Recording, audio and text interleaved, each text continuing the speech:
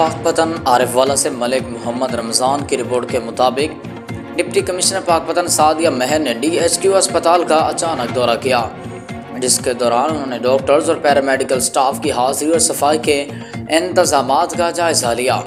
Deputy commissioner अस्पताल के मुख्तलिफ शोबों का मुआयना करके हेल्थ केयर सिस्टम की कारकर्दगी और दीगर इंतजामी उमूर का भी जायज़ा लिया।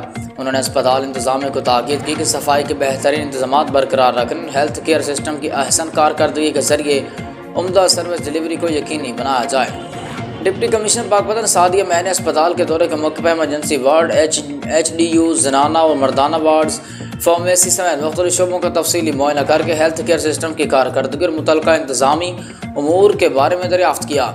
अलावा असी उन्होंने मरीजों की अयादत करके उनसे इलाज मुआवजे की सहूलियात बारे भी दरियाफ्त किया।